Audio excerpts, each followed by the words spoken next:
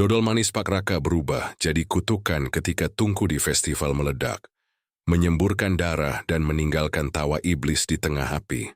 Selamat datang di Jagat Demit, membuka gerbang dunia tak kasat mata. Di sebuah kampung kecil di Garut, hiduplah seorang lelaki paruh baya yang biasa dipanggil Pak Raka, tentu saja bukan nama sebenarnya. Ia tinggal bersama istrinya dan dua anaknya di sebuah rumah sederhana dari bilik bambu yang sudah lapuk dimakan usia. Kehidupan keluarganya serba pas-pasan. Bahkan untuk makan sehari-hari pun, seringkali harus menunggu belas kasihan tetangga. Sehari-hari Pak Raka bekerja serabutan, kadang menjadi kuli angkut di pasar. Kadang juga ikut membantu orang panen di kebun, namun penghasilannya tak pernah cukup. Hingga suatu hari ia memutuskan untuk mencoba peruntungan dengan berjualan dodol, makanan khas Garut yang banyak digemari orang. Awalnya, dodol buatan Pak Raka tidak berbeda dengan penjual dodol lainnya. Rasanya manis biasa, teksturnya agak keras, dan tidak terlalu laku. Ia hanya berjualan di pinggir jalan dekat terminal kecil, berharap ada pembeli dari luar kota yang mampir membeli oleh-oleh.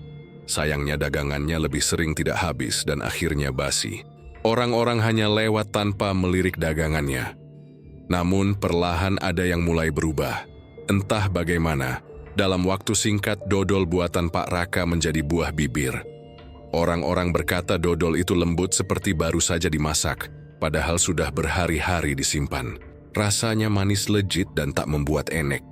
Beberapa pembeli bahkan mengaku selalu ketagihan setelah mencicipinya. Tak lama, lapak kecil Pak Raka di pinggir jalan selalu dipenuhi antrean. Orang-orang yang tadinya tidak mengenalnya mulai berdatangan dari berbagai kecamatan hanya untuk membeli dodol buatannya.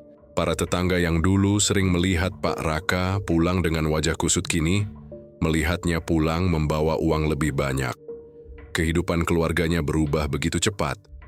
Dalam hitungan bulan, rumah bilik bambu yang hampir roboh itu dirobohkan dan diganti dengan rumah tembok megah berlantai 2. Istrinya mulai memakai perhiasan emas, anak-anaknya selalu berpakaian rapi, dan motor baru terparkir di halaman. Warga kampung tentu saja heran, dari mana asal-usul perubahan drastis itu? Dodol memang bisa menghasilkan, tapi mustahil hanya dalam hitungan bulan bisa membuat seseorang menjadi sekaya itu. Apalagi sebelumnya Pak Raka hanyalah orang biasa yang tak punya keahlian khusus. Bisik-bisik pun mulai beredar. Ada yang berkata Pak Raka mendapat warisan mendadak. Ada juga yang menyebut ia menemukan resep rahasia yang membuat dodolnya istimewa. Namun ada juga yang berani berbisik lebih jauh, mengatakan bahwa ia melakukan sesuatu yang tak wajar, sesuatu yang berhubungan dengan pesugihan. Gosip itu makin kuat karena beberapa warga sering melihat Pak Raka keluar rumah tengah malam. Ia berjalan sendirian membawa bungkusan besar, menuju arah hutan yang jarang dimasuki orang. Kadang ia baru pulang menjelang subuh, dengan pakaian yang basah kuyup seperti habis diguyur hujan, meski malam itu tidak turun hujan sama sekali. Yang membuat warga semakin merinding. Ada anak kecil yang pernah bercerita melihat Pak Raka berbicara sendirian di bawah pohon besar dekat pemakaman desa. Dari mulutnya terdengar suara berat seperti orang lain yang menjawab. Anak itu sampai demam seminggu setelah menceritakan hal itu kepada ibunya. Namun, meski banyak desas-desus, tidak ada yang bisa membuktikan apa-apa. Yang jelas, dodol Pak Raka makin hari makin laris. Pedagang lain yang dulu sama-sama berjualan di terminal mulai kehilangan pelanggan. Bahkan ada yang gulung tikar karena tidak sanggup bersaing. Herannya, mereka yang mencoba meniru cara Pak Raka membuat dodol selalu gagal.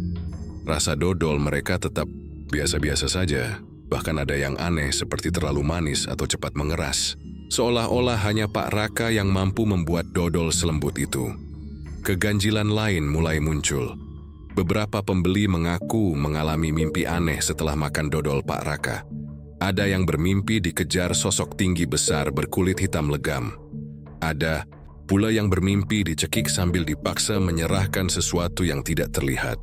Mimpi itu begitu nyata hingga mereka bangun dengan tubuh penuh keringat dan leher terasa sakit. Meski begitu, Anehnya para korban tetap kembali membeli dodol itu. Mereka berkata tidak bisa melupakan rasanya. Bahkan ada yang rela datang jauh-jauh hanya untuk membeli lagi. Seolah ada sesuatu dalam dodol itu yang membuat orang kecanduan. Sementara itu, keluarga Pak Raka terlihat semakin makmur. Mereka tidak lagi bergaul dengan tetangga seperti dulu. Istrinya jarang keluar rumah, anak-anaknya mulai bersikap angkuh kepada teman-teman sebaya. Banyak yang mulai merasa terganggu dengan perubahan sikap keluarga itu. Ada satu kejadian yang membuat warga semakin curiga. Suatu malam, seorang tetangga mendengar suara aneh dari dapur Pak Raka. Suara seperti benda besar diaduk-aduk dalam kuali, bercampur dengan suara erangan rendah yang bukan suara manusia. Saat tetangga itu mencoba mengintip dari celah dinding, ia melihat sesuatu yang membuatnya hampir pingsan. Di atas kuali besar, adonan dodol tampak bergerak-gerak sendiri seperti sedang bernafas.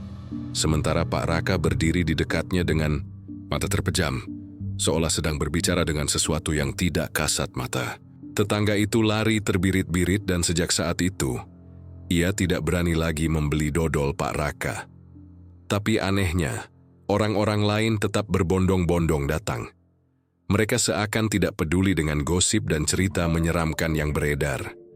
Seiring berjalannya waktu, kekayaan Pak Raka semakin melimpah. Ia tidak hanya membuka lapak kecil, tetapi juga membuka toko oleh-oleh besar di pinggir jalan utama Garut. Nama toko itu cepat terkenal, banyak bus pariwisata berhenti untuk membeli dodol di sana. Namun, meski kesuksesannya begitu mencolok, wajah Pak Raka terlihat semakin pucat dan tubuhnya makin kurus. Matanya cekung, seakan tidak pernah tidur nyenyak. Beberapa kali orang melihatnya berbicara sendiri di belakang toko, dengan wajah tegang seperti sedang menahan rasa takut.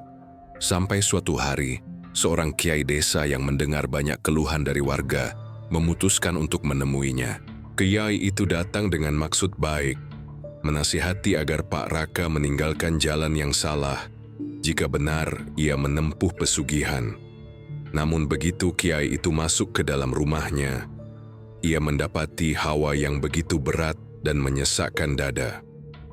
Udara dalam rumah itu bau anyir seperti darah bercampur gula terbakar. Di sudut ruang tamu, ia melihat sesajen bunga dan dupa yang masih menyala. Istri Pak Raka berusaha menutupi, mengatakan itu hanya kebiasaan untuk menolak bala. Tapi kiai itu tahu ada sesuatu yang lebih gelap bersemayam di sana. Malam itu, kiai hanya bisa memberi peringatan. Dia berkata, rezeki yang datang dari jalan setan tidak akan pernah membawa berkah. Cepat atau lambat, semua akan menuntut balas. Kata-kata itu hanya dijawab Pak Raka dengan senyuman tipis. Namun di balik senyumannya, matanya bergetar penuh ketakutan, seolah ia sebenarnya ingin lepas dari sesuatu yang telah terlanjur ia ikat.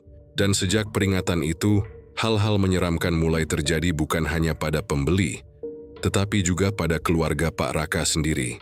Leweung Sancang adalah sebuah hutan keramat di pesisir selatan Garut yang sudah lama dikenal angker.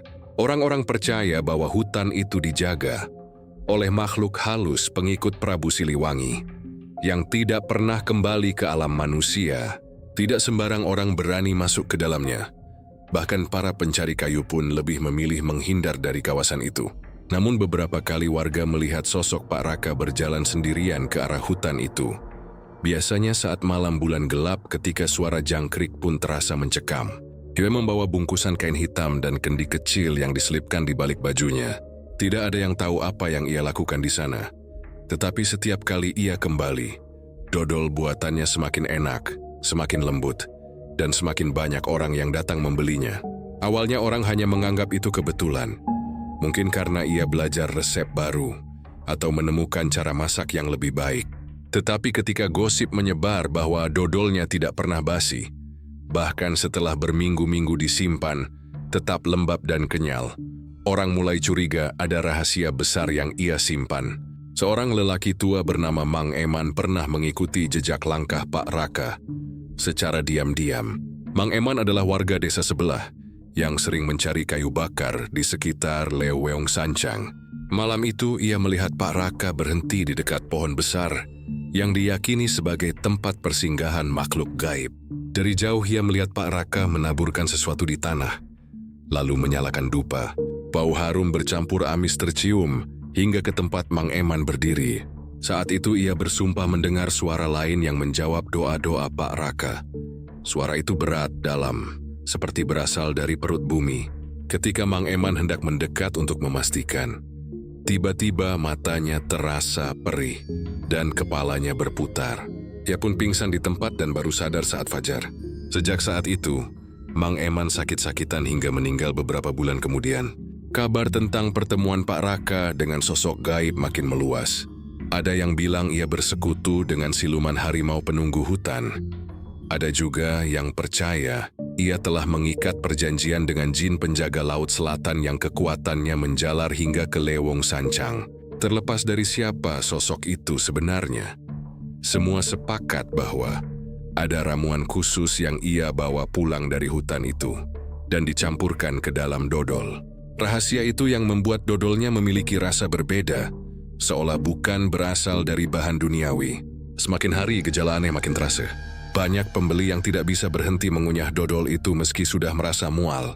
Ada seorang ibu yang bercerita anaknya selalu menangis setiap malam. Merengek ingin makan dodol Pak Raka, padahal ia sudah membeli beberapa bungkus. Ketika dodol itu habis, si anak akan menjerit-jerit hingga suaranya serak. Anehnya, ketika diberi dodol dari penjual lain, anak itu langsung muntah. Hanya dodol Pak Raka yang bisa menenangkannya. Kisah lain datang dari seorang sopir bus pariwisata. Ia bercerita bahwa setiap kali berhenti di toko oleh-oleh Pak Raka, penumpangnya seolah tidak bisa menolak untuk membeli. Ada yang tadinya tidak berniat membeli oleh-oleh, tetapi begitu mencium aroma dodol itu langsung mengeluarkan uang tanpa berpikir panjang. Sopir itu sendiri mengaku setiap kali mengantar rombongan ke sana, ia selalu pulang dengan kantong dodol penuh, meski ia sendiri tidak terlalu suka manisan. Jadi merasa ada dorongan kuat yang memaksanya untuk membeli.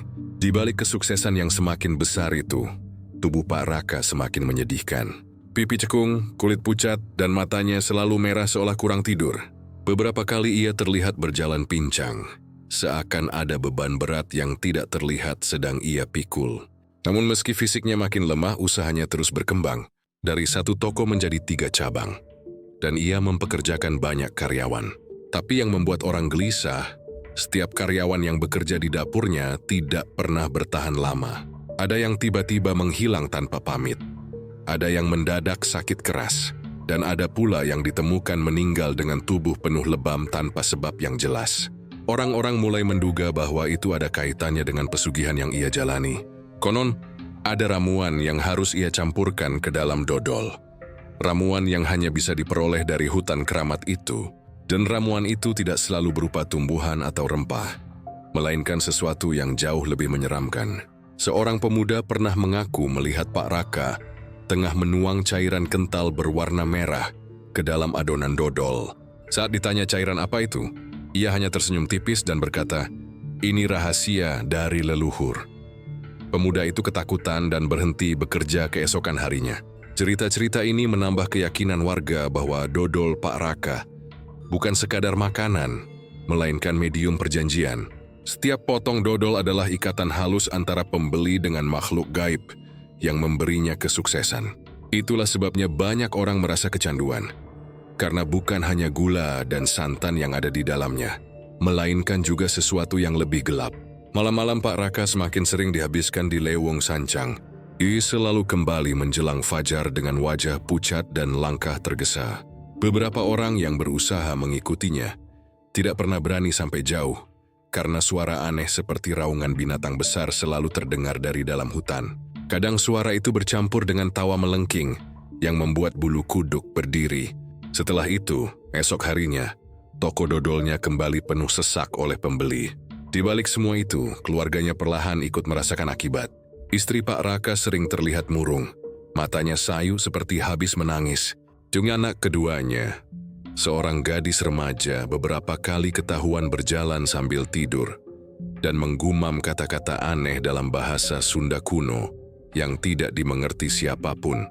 Pernah suatu malam tetangga mendengar suara gadis itu melengking di halaman rumah, matanya kosong menatap bulan, sementara tangannya berlumuran cairan lengket manis seperti dodol yang entah dari mana datangnya.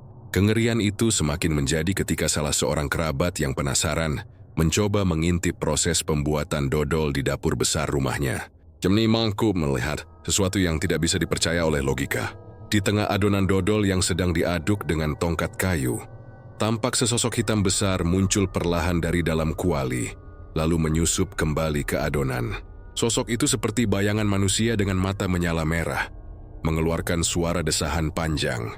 Kerabat itu ketakutan dan pingsan, lalu sakit keras hingga meninggal beberapa hari kemudian. Sejak saat itu, tidak ada lagi yang berani masuk ke dapur rumah Pak Raka. Rahasia dodolnya tetap tersimpan rapat, terkunci bersama sosok gaib dari Leweung Sancang, yang konon selalu menuntut tumbal sebagai bayaran. Warga semakin yakin bahwa kesuksesan luar biasa itu tidak datang begitu saja. Semua orang tahu, ada harga mahal yang harus dibayar, dan harga itu bukan hanya berupa darah, melainkan juga jiwa orang-orang terdekat. Dodol buatan Pak Raka memiliki keanehan yang membuatnya semakin dicari orang. Jika dodol pada umumnya akan mengeras setelah beberapa hari, bahkan ada yang berubah rasa karena terlalu lama disimpan, dodol Pak Raka justru tetap basah dan lembut seakan baru saja diangkat dari tungku. Orang yang membelinya sebulan lalu bisa membuka bungkusnya kembali dan mendapati dodol itu masih kenyal, manis, dan harum seperti baru dibuat. Fenomena ini membuat para penjual dodol lain merasa iri sekaligus takut. Mereka mencoba mencari tahu rahasianya. Ada yang sengaja membeli lalu meneliti adonannya. Ada juga yang mencoba merebus dodol mereka lebih lama atau menambah gula lebih banyak. Namun hasilnya tetap sama. Dodol mereka cepat mengeras dan tidak ada yang bisa menyaingi kualitas dodol Pak Raka. Anehnya, meski begitu laris, tidak ada karyawan yang pernah terlihat membantu proses pembuatan dodol itu. Orang-orang yang mencoba bekerja di dapurnya tidak pernah bertahan lama. Ada yang berhenti dengan alasan sakit. Ada juga yang tiba-tiba menghilang begitu saja tanpa kabar. Hal ini menambah misteri besar. Bagaimana mungkin seorang lelaki tua yang kurus bisa memproduksi dodol dalam jumlah besar setiap hari tanpa bantuan orang lain? Orang-orang kampung hanya bisa menebak-nebak, namun tidak ada jawaban pasti. Yang lebih menyeramkan, para pembeli mulai mengalami kejadian aneh setelah memakan dodol itu. Ada seorang pedagang sayur yang bercerita bahwa setiap kali ia makan dodol Pak Raka, malamnya ia bermimpi bertemu sosok tinggi besar berkulit hitam. Sosok itu selalu mendekat sambil berbisik, "Bayar, bayar, waktumu sudah dekat." Ia bangun dengan tubuh penuh keringat dan leher terasa dicekik. Pedagang itu ketakutan, tetapi anehnya ia tetap membeli dodol itu lagi. Seolah tubuhnya tidak bisa menolak, ia sendiri mengaku merasa ada sesuatu dalam dirinya yang memaksanya untuk kembali membeli. Meski hatinya menjerit ketakutan, kisah serupa dialami oleh seorang pemuda dari Bandung yang sedang berkunjung ke Garut. Ia membeli beberapa bungkus dodol untuk oleh-oleh, namun dalam perjalanan pulang ia tidak tahan untuk memakannya. Malam itu ia bermimpi berada di sebuah ruangan gelap penuh asap, dengan tungku besar yang menyala di tengah ruangan. Dari tungku itu muncul sosok hitam besar dengan mata merah menyala. Sosok itu memaksanya untuk menyerahkan sesuatu. Ketika pemuda itu menolak, sosok itu menancapkan kuku panjang ke dadanya. Ia terbangun dengan jeritan keras, dan saat melihat ke cermin, ia menemukan bekas goresan merah di kulit dadanya. Sejak saat itu ia jatuh sakit, tubuhnya melemah dan keluarganya bingung mencari obat. Beberapa dukun mengatakan ada penagih gaib yang mengikuti anak itu. Keanehan lain muncul di sebuah keluarga yang membeli dodol dalam jumlah banyak untuk acara hajatan. Dodol itu dibagikan kepada para tamu. Malamnya, hampir semua orang yang memakannya bermimpi hal yang sama. Didatangi sosok hitam besar yang menuntut sesuatu. Ada yang dituntut darah, ada yang dituntut harta, dan ada juga yang dituntut anak mereka. Sejak saat itu, beberapa orang mengalami musibah beruntun. Ada yang kehilangan pekerjaan, ada yang anaknya sakit keras, bahkan ada yang meninggal tiba-tiba tanpa sebab jelas. Cerita-cerita ini membuat sebagian warga ketakutan, tetapi yang aneh justru semakin banyak orang datang membeli dodol Pak Raka. Seakan-akan rasa enak dan teksturnya yang lembut lebih kuat daripada rasa takut mereka sendiri. Dodol itu seperti candu yang tidak bisa ditolak. Semakin banyak dimakan, semakin kuat keinginan untuk membeli lagi. Bahkan ada seorang pejabat dari kota yang tiap minggu sengaja datang ke Garut hanya untuk membeli dodol itu. Padahal ia mampu memerintahkan bawahannya. Ia berkata tidak bisa tidur nyenyak tanpa mencicipi dodol tersebut. Pada sisi lain, kondisi fisik Pak Raka semakin mengkhawatirkan. Tubuhnya semakin kurus, kulitnya pucat kekuningan, matanya cekung dan gelap. Namun anehnya, semangatnya membuat dodol tidak pernah padam. Setiap hari toko-tokonya selalu penuh. Tangannya selalu sibuk mengaduk adonan. Meski tidak pernah ada orang lain yang benar-benar melihat proses itu dengan jelas. Beberapa orang yang nekat mengintip mengaku melihat sesuatu yang mustahil dipercaya. Ada yang bilang adonan dodol itu seperti bergerak sendiri, bergelembung seperti hidup. Ada yang bersumpah melihat tangan hitam besar muncul dari dalam kuali, mengaduk adonan bersama Pak Raka. Ada pula yang mengaku mencium bau amis darah bercampur gula saat dodol itu dimasak. Tetapi anehnya, begitu dodol matang, aromanya berubah harum dan manis, membuat semua orang tergoda untuk memakannya. Para tetua kampung mulai resah. Mereka merasa ada kekuatan jahat yang bekerja di balik kesuksesan Pak Raka. Beberapa kali tokoh agama mencoba menasihatinya, tetapi ia selalu menghindar dengan alasan sibuk. Hingga akhirnya seorang ustaz muda memberanikan diri datang langsung ke rumahnya. Ustaz itu melihat dapur besar dengan tungku tua yang selalu menyala, seakan api di dalamnya tidak pernah padam. Saat ditanya dari mana ia mendapat resep dodol yang berbeda itu, Pak Raka hanya tersenyum samar. Senyum itu membuat ustaz muda merinding, karena matanya kosong seperti tidak ada kehidupan. Yang lebih mengerikan, di sudut dapur terlihat kendi besar berisi cairan kental merah gelap yang ditutup dengan kain hitam. Setiap kali dodol dimasak, kendi itu selalu dibuka sebentar, dan entah apa yang dituangkan ke dalam adonan. Ustaz muda itu mencoba membaca doa dalam hati. Tetapi seketika tengkuknya terasa panas seperti terbakar. Dia buru-buru keluar dengan alasan sakit kepala. Dan sejak malam itu, ia selalu diganggu mimpi buruk. Dodol yang tidak pernah mengeras itu semakin lama semakin jelas menunjukkan tanda-tanda tidak wajar. Beberapa orang yang menyimpannya terlalu lama mendapati dodol itu tiba-tiba berdenyut pelan, seperti daging segar yang masih hidup. Ada pula yang mengaku mendengar suara lirih dari dalam bungkus dodol di malam hari. Suara seperti rintihan, meminta tolong. Namun begitu pagi datang, dodol itu tetap terlihat normal, basah, lembut, dan enak dimakan. Semakin banyak kejadian menyeramkan, semakin kuat pula ketergantungan orang-orang terhadap dodol Pak Raka.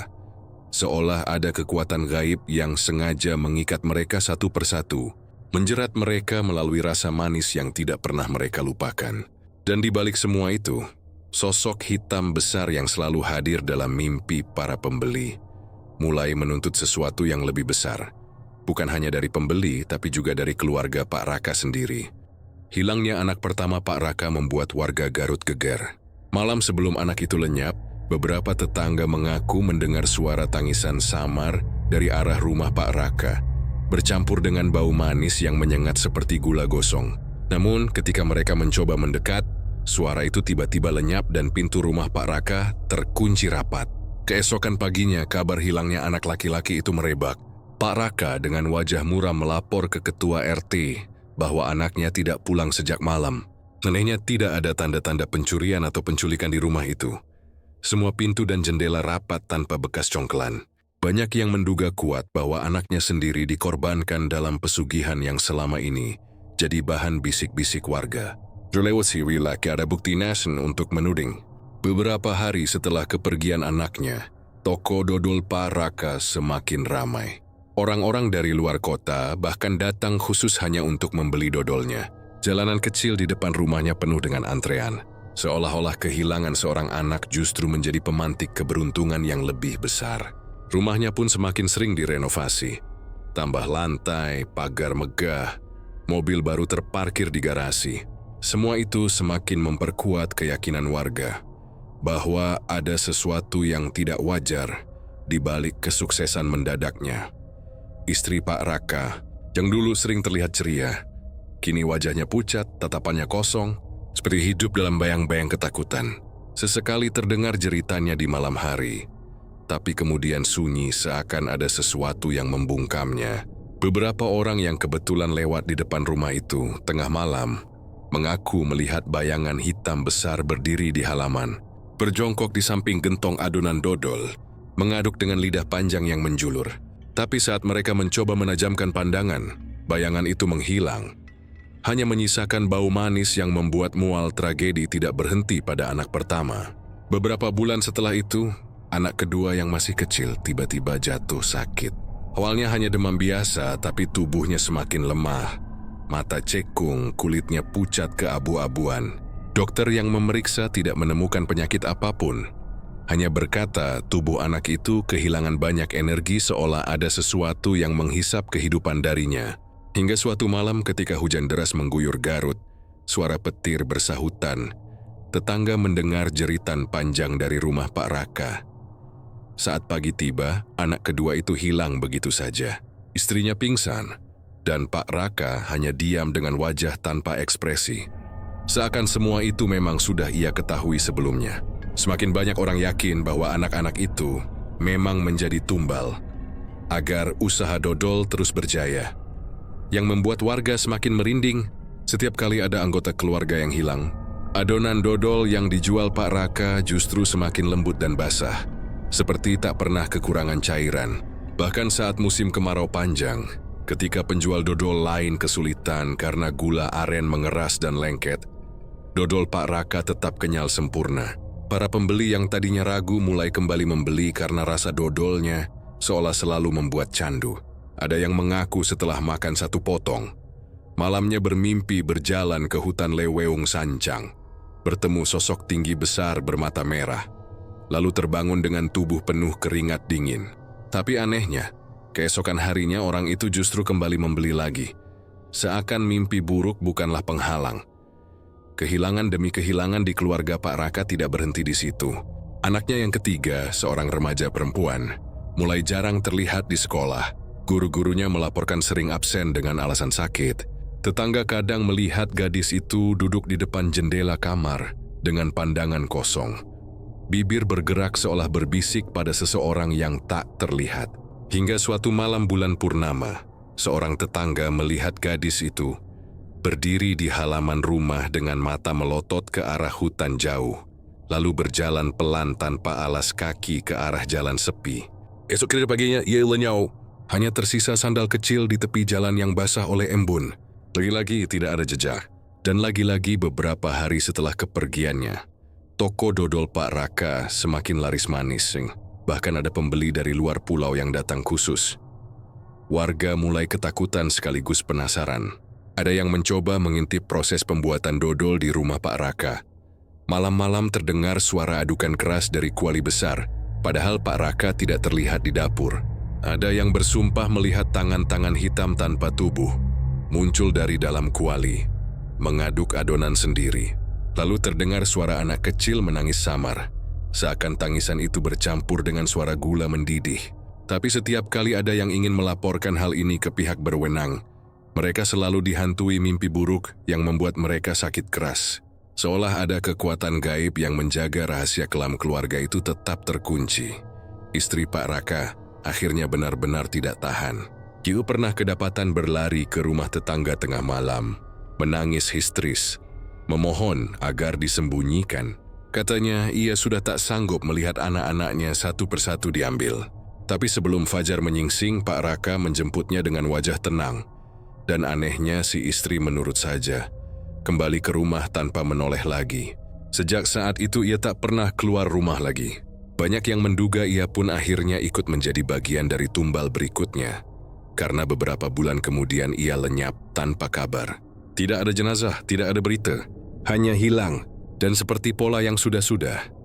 Hilangnya istri Pak Raka membuat usahanya semakin melambung. Bahkan ia membuka cabang baru dodol dengan nama berbeda di pusat kota. Warga semakin yakin tumbal keluarga adalah syarat yang harus dipenuhi agar pesugihan itu terus berjalan. Setiap kehilangan, setiap jeritan, setiap pengorbanan selalu dibayar dengan antrean pembeli yang lebih panjang, uang yang lebih banyak, dan nama besar yang semakin harum. Namun di balik itu semua, ketakutan kian mencekam karena semua orang tahu suatu saat tumbal tidak lagi hanya berasal dari keluarga Pak Raka. Beberapa warga yang tinggal tak jauh dari rumah produksi dodol Pak Raka kerap merasakan hal aneh. Saat malam tiba, khususnya menjelang tengah malam, dari arah dapur besar milik Pak Raka tercium aroma amis yang menusuk hidung. Bukan sekadar bau daging atau gula yang gosong, melainkan bau khas darah segar yang baru saja keluar dari tubuh makhluk hidup. Bau itu begitu kuat hingga membuat perut mual. Namun anehnya tidak semua orang bisa merasakannya. Hanya orang-orang tertentu yang peka terhadap hal gaib yang menyadarinya. Warga biasa hanya mengira itu aroma karamel gula merah yang dipanaskan di kuali besar. Namun bagi mereka yang bisa merasakannya, aroma itu seperti jeritan jiwa yang terbakar, bersama cairan kental merah kehitaman yang dimasak di dalam tungku. Suatu malam, seorang tetangga bernama Kang Iman, yang rumahnya bersebelahan dengan rumah Pak Raka, tidak bisa tidur karena hidungnya dipenuhi bau amis menyengat. Ia keluar dengan membawa senter, mencoba mencari sumber bau. Semakin ia melangkah mendekati dapur Pak Raka, semakin jelas aroma itu, hingga membuat tenggorokannya terasa kering. Ia bersumpah mendengar suara seperti sesuatu yang dipotong-potong, basah, dan disusul suara gemericik seperti cairan dituang ke dalam kuali panas. Ketika ia mengintip lewat celah ventilasi, matanya hampir tak percaya. Dalam kuali besar itu bukan hanya gula merah yang mendidih, melainkan cairan merah pekat menyerupai darah yang berputar, mengeluarkan gelembung. Sementara di samping kuali, terlihat bayangan besar berbentuk manusia hitam tinggi, dengan kepala menyerupai tanduk kerbau, tengah menunduk dan meniupkan sesuatu ke dalam adonan. Kang Iman menutup mulutnya agar tak berteriak, namun entah bagaimana, sosok hitam itu tiba-tiba menoleh ke arahnya. Mata merah menyala menembus kegelapan, membuat tubuh Kang Iman seketika lemas. Ia buru-buru berlari pulang, tapi sejak malam itu, tubuhnya demam tinggi dan hanya bisa terbaring. 3 hari kemudian, Kang Iman meninggal tanpa sebab yang jelas. Warga hanya bisa bergumam lirih, yakinin bahwa ia dihukum karena berani mengintip rahasia dapur Pak Raka. Meski begitu, semakin menyeramkan. Keesokan harinya, dodol yang dihasilkan dari kuali tersebut justru memancarkan aroma harum yang luar biasa.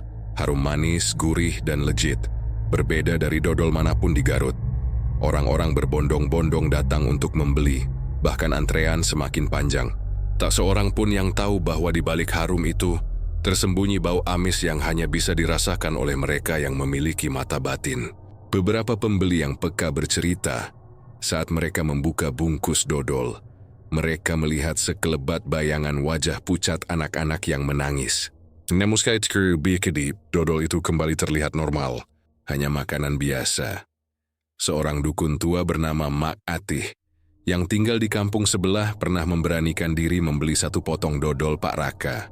Ia mendekatkan dodol itu ke hidungnya, dan seketika tubuhnya gemetar.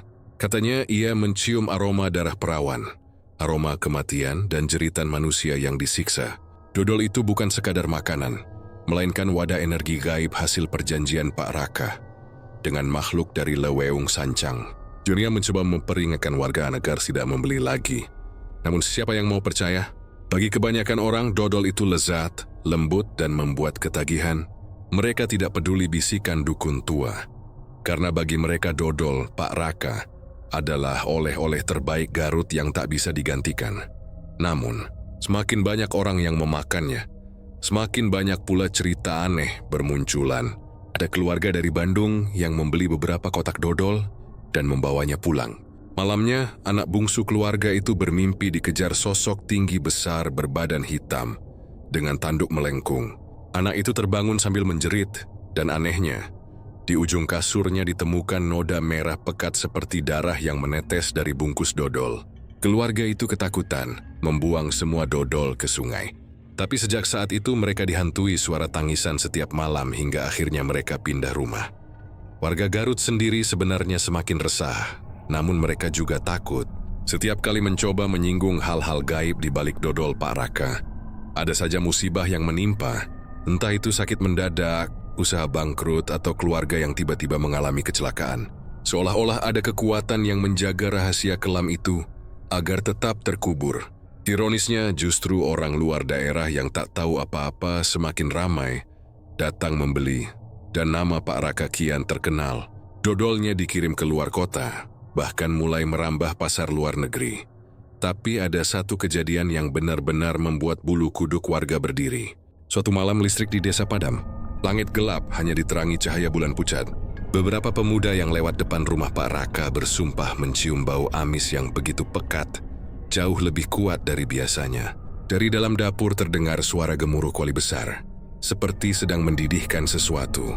Mereka nekat mendekat, dan dari celah jendela mereka melihat kuali itu penuh dengan cairan merah berputar cepat, mengeluarkan uap panas yang berubah menjadi wajah-wajah manusia berteriak kesakitan.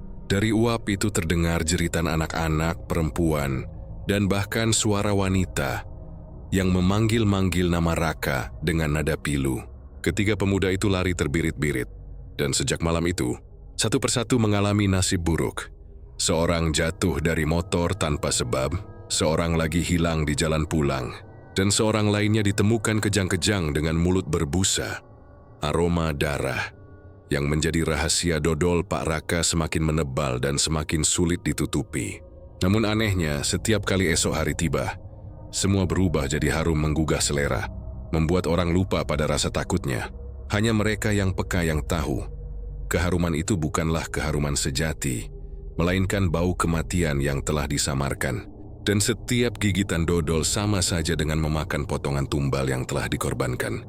Pasar malam di alun-alun Garut selalu menjadi hiburan tahunan yang paling ditunggu-tunggu warga.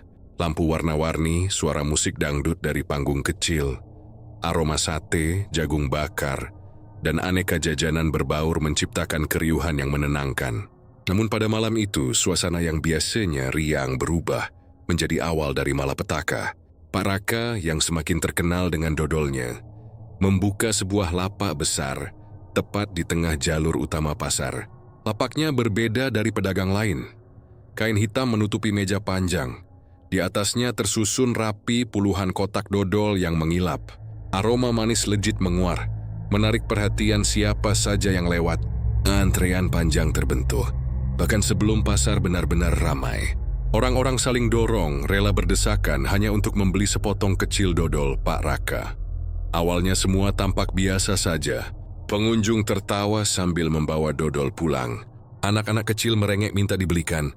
Bahkan beberapa pasangan muda terlihat romantis menyuapi satu sama lain. Namun menjelang pukul 9 malam, suasana mulai berubah. Seorang lelaki parubaya tiba-tiba memegang perutnya, sambil muntah darah segar tepat di depan lapak Pak Raka. Orang-orang menjerit panik, tapi anehnya lelaki itu tetap berusaha meraih kotak dodol yang tadi ia beli. Tangannya berlumur darah, mulutnya bergetar menyebut kata manis wana manis berulang kali sebelum tubuhnya ambruk. Belum sempat warga memulihkan diri dari kejadian itu, seorang ibu muda yang baru saja menggigit dodol tiba-tiba terbelalak, matanya memutih, tubuhnya kejang-kejang. Dari mulutnya keluar suara asing yang bukan suaranya sendiri. Serak dan berat berteriak, "Manis, manis aku mau lagi, lagi." Ia meraih kotak dodol di pangkuannya dan melahap dengan rakus tanpa peduli wajahnya berlumur adonan lengket. Suaminya mencoba menahan, tapi justru terpental seolah ada tenaga gaib yang mendorongnya. Orang-orang yang melihat menjerit. Sebagian lari menjauh, sebagian lainnya tetap terpaku karena ngeri. Kejadian itu menular cepat. Beberapa pengunjung lain yang juga sudah memakan dodol Pak Raka mendadak merasakan hal aneh. Ada yang mulutnya terus mengunyah meski dodol di tangan sudah habis. Gigi mereka berbunyi keras, seakan memakan sesuatu yang tak kasat mata. Ada pula yang tangannya gemetar hebat sambil mencakar wajah sendiri. Darah menetes tapi mulut tetap berkomat kamit mengucap kata manis. Bahkan seorang anak kecil tiba-tiba menjerit dengan suara parau orang dewasa, menatap ke arah Pak Raka dengan mata merah menyala. Anak itu menuding, "Kau telah berjanji, tumbal harus dipenuhi." Lalu tubuhnya jatuh lemas, sementara ibunya meraung histeris. Pasar malam yang biasanya riuh mendadak kacau. Pedagang lain menutup lapak mereka terburu-buru. Beberapa pengunjung berusaha kabur tapi jatuh terinjak karena kepanikan. Suara tangisan, teriakan, dan jeritan bercampur menjadi satu.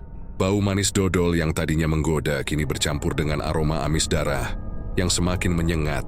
Banyak yang pingsan hanya karena tidak kuat menahan baunya. Lampu-lampu hias tiba-tiba berkedip, sebagian padam, membuat suasana semakin mencekam. Dari kejauhan terdengar suara gamelan dari panggung hiburan, tapi alunannya berubah sumbang, seperti dimainkan oleh tangan-tangan gaib yang sengaja menambah kengerian malam itu. Pak Raka sendiri terlihat tenang. Wajahnya datar, matanya redup, seolah tidak peduli pada kekacauan di sekelilingnya. Tangannya terus melayani pembeli yang masih tersisa, seakan tidak ada yang terjadi. Anehnya, meski banyak korban jatuh, tetap ada orang-orang yang seperti terhipnotis, tetap mendekat ke lapaknya, menyodorkan uang dan berebut kotak dodol. Mereka tampak tidak melihat teror yang terjadi di sekitar, seolah dunia mereka hanya ada dodol dan rasa manisnya. Beberapa orang pintar yang kebetulan ada di pasar malam mencoba membantu. Seorang kiai kampung membaca doa keras-keras sambil memercikkan air dari botol kecil. Namun begitu air itu menyentuh tanah, terdengar desisan seperti air menyentuh besi panas, lalu berubah jadi uap merah yang melayang ke udara. Suara tawa berat menggema entah dari mana, membuat bulu kuduk semua orang meremang. Kiai itu mendadak muntah darah dan roboh, wajahnya membiru. Akhirnya panitia pasar malam memutuskan menutup acara lebih awal. Semua pedagang dipaksa menyingkir, lampu-lampu dimatikan, dan warga berbondong-bondong membawa korban yang pingsan ke rumah sakit. Tapi banyak dari mereka yang tidak pernah sadar kembali. Ada yang meninggal setelah 3 hari koma, ada yang tubuhnya terus mengigau manis hingga napas terakhir. Dan ada pula yang hilang akal, berjalan di jalanan sambil mencari-cari dodol Pak Raka. Sejak malam itu, pasar malam Garut dikenal angker. Banyak orang bilang setiap kali ada acara serupa, bau manis bercampur amis darah masih bisa tercium samar di udara. Beberapa orang yang lewat tengah malam di lokasi bekas lapak Pak Raka mendengar suara kunyahan basah dari kegelapan, padahal tidak ada siapapun di sana. Bahkan, ada pedagang sate yang bersumpah pernah melihat sosok hitam tinggi berdiri di tempat itu, mengunyah sesuatu dengan suara keras lalu lenyap dalam kabut. Anehnya, meski pasar malam itu ditutup lebih awal dan banyak korban berjatuhan, usaha Pak Raka tidak terganggu. Dodolnya justru semakin terkenal, semakin banyak dicari. Orang-orang dari luar Garut semakin penasaran. Justru karena cerita menyeramkan itu, mereka berpikir cerita horor hanyalah mitos, sekadar bumbu. Padahal bagi warga yang mengalaminya sendiri, semua itu nyata. Dan setiap kali mereka mencium aroma manis dodol Pak Raka, yang teringat bukanlah gula merah atau santan kelapa, melainkan darah segar dan jeritan orang-orang yang menjadi korban malam itu. Nama Bu Mirna sebenarnya sudah lama dikenal di Garut sebagai salah satu penjual dodol rumahan yang jujur dan rajin. Ia menjual dodol dari resep turun-temurun keluarganya, meski penghasilannya tidak seberapa. Sebelum kehadiran Pak Raka, dagangannya cukup diminati. Namun sejak dodol Pak Raka meledak populer, pembeli Bu Mirna semakin berkurang drastis. Banyak langganan lamanya berpindah hati karena dodol Pak Raka terkenal lebih lembut, basah dan tahan lama. Bu Mirna awalnya mencoba menerima nasib, tapi lama-kelamaan ia mulai curiga. Apalagi setelah mendengar kabar tentang aroma amis darah, anak-anak Pak Raka yang menghilang, hingga kejadian mengerikan di pasar malam. Semua itu membuat hatinya gelisah. Dengan keberaniannya sebagai seorang janda yang terbiasa hidup keras, Bu Mirna memutuskan untuk mencari tahu rahasia di balik dodol Pak Raka. Ia yakin, jika memang benar ada campur tangan sesuatu yang tidak wajar, warga berhak mengetahuinya. Malam-malam ia kerap mengintip ke arah rumah produksi Pak Raka, tapi selalu tertutup rapat. Namun pada suatu malam hujan deras, ketika suara gemuruh petir menutupi langkahnya, Bu Mirna memberanikan diri menyusup mendekat. Dari celah dinding bambu dapur besar, ia melihat sesuatu yang membuat bulu kuduknya berdiri. Kuali raksasa tengah mendidih dan bukan gula merah yang terlihat di dalamnya. Cairan pekat merah kehitaman berputar, mengeluarkan uap panas yang membentuk wajah-wajah manusia menangis. Di atas kuali, sosok tinggi besar bertanduk melingkar sedang menunduk. Lidah panjangnya menjilat cairan itu, sementara Pak Raka berdiri di sampingnya. Wajahnya tenang, sesekali mengaduk dengan sendok kayu besar, seakan semua itu normal. Bu Mirna terperangah, lututnya lemas. Ia menutup mulutnya rapat agar tidak berteriak. Namun tanpa ia sadari, lantai kayu tempat ia berpijak mengeluarkan bunyi berderit kecil. Sosok bertanduk itu tiba-tiba menoleh ke arahnya. Mata merah menyala seperti bara api. Bu Mirna langsung mundur ketakutan, berlari pulang sambil berdoa. Sejak malam itu, hidup Bu Mirna tidak tenang. Setiap malam ia bermimpi terjebak di dalam kuali besar. Tubuhnya lengket dililit cairan manis. Napasnya tersengal, sementara suara berat berbisik di telinganya. Rahasia tidak untuk dibuka, kau sudah melihat.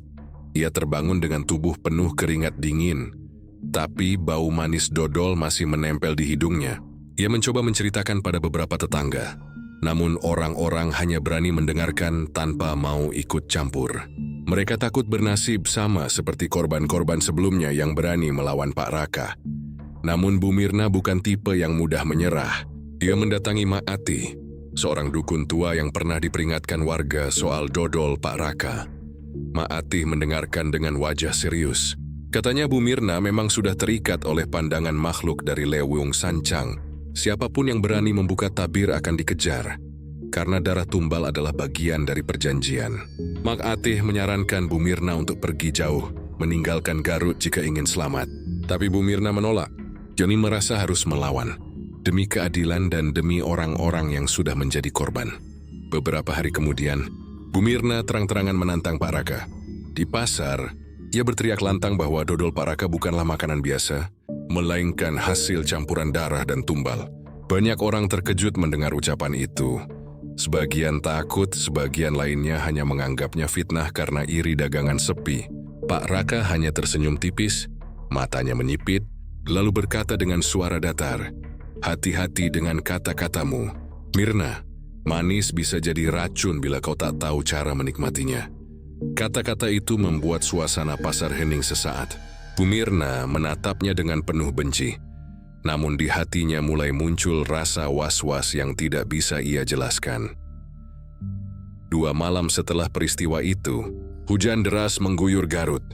Petir berkilat, angin bertiup kencang. Tetangga mendengar jeritan panjang dari rumah Bu Mirna. Mereka berlari mendekat, namun pintu rumah terkunci rapat. Dari celah jendela, terlihat bayangan tubuh Bu Mirna berputar-putar di lantai, seolah digulingkan oleh sesuatu yang tak terlihat. Jeritannya semakin nyaring, bercampur dengan bau manis menyengat yang membuat banyak orang muntah di tempat. Saat pintu akhirnya berhasil didobrak, pemandangan yang mereka lihat membuat semua berteriak ngeri. Tubuh Bu Mirna tergeletak di tengah ruangan, matanya melotot, mulutnya terbuka kaku. Seluruh kulitnya lengket oleh cairan manis berwarna coklat tua, menempel seperti dodol yang baru saja dimasak. Tangannya mengepal kaku, sementara dari pori-porinya keluar cairan manis yang menetes ke lantai. Wajahnya membeku dalam ekspresi ketakutan luar biasa, seolah-olah ia mati lemas tenggelam dalam adonan dodol. Padahal ruangan itu kering. Kabar kematian Bu Mirna menyebar cepat. Banyak yang mengatakan itu kutukan karena ia berani melawan Pak Raka. Namun ada juga yang percaya Bu Mirna memang sudah dijadikan tumbal tambahan agar perjanjian pesugihan tetap berjalan lancar. Sejak hari itu, tidak ada lagi penjual dodol di Garut yang berani menantang atau menyaingi Pak Raka. Mereka memilih menutup usaha atau sekadar menjual sedikit untuk bertahan hidup. Nama Pak Raka semakin berjaya, sementara kematian Bu Mirna tinggal menjadi cerita bisik-bisik warga. Di balik pintu tertutup, dan setiap kali orang mencicipi dodol Pak Raka, sebagian warga yang masih mengingat wajah Bu Mirna bergidik ngeri. Mereka merasa manis yang melekat di lidah adalah manis yang sama dengan cairan lengket yang menyelimuti tubuh Bu Mirna malam itu. Dodol yang seharusnya jadi makanan kebanggaan Garut kini berubah menjadi simbol teror yang tidak bisa dihapus.